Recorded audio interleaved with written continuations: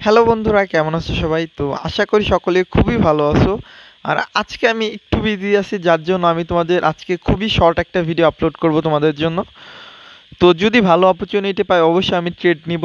আর যদি অপরচুনিটি না হয় তাহলে আমি কোনো ট্রেড প্লেস করব না আজকে।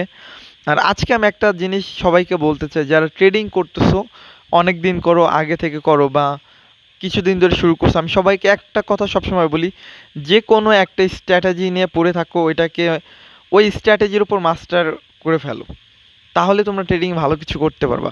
বাট তোমাদের যদি মাল্টিপল কিছু ট্রেড থাকে, সরি ট্রেড বলছি, আচ্ছা আচ্ছা, এখানে আমি ডাউনের জন্য একটা ট্রেড প্লেস করব। হ্যাঁ, এটা ভালো একটা অপরচুনিটি, একটু সেফটি মার্জিন পাইছি। তো এখানে আমি ডাউনের জন্য 1%-এর, আমার ক্যাপিটালের 1%-এর একটা ট্রেড প্লেস করে দিছি এখানে। তো কেন করছি দেখো, এখানে একটা লেভেল ছিল, এটা ব্রেকআউট হয়েছে, মার্কেট একটা রিট্রেসমেন্ট একটা কিন্তু ক্যান্ডেল দিছে, একটা গ্রিন ক্যান্ডেল দিছে। তো এখন মার্কেট এইখান থেকে ডাউন যাওয়া স্টার্ট করবে, আমি যতদূর মার্কেট অ্যানালাইজ করি বা আমি যতদূর জানি এতদিন ট্রেডিং করে। তো এই ক্যান্ডেলটা একটা রেড ক্যান্ডেল হওয়ার পসিবিলিটি আছে, এর জন্য আমি আমার ক্যাপিটালের 1% এখানে রিস্ক নিছি।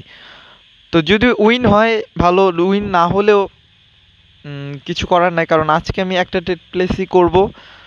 আমার একটু বেরোইতে হবে একজন একটা ফ্রেন্ডের জন্য, একটু কাজ আছে তার সাথে।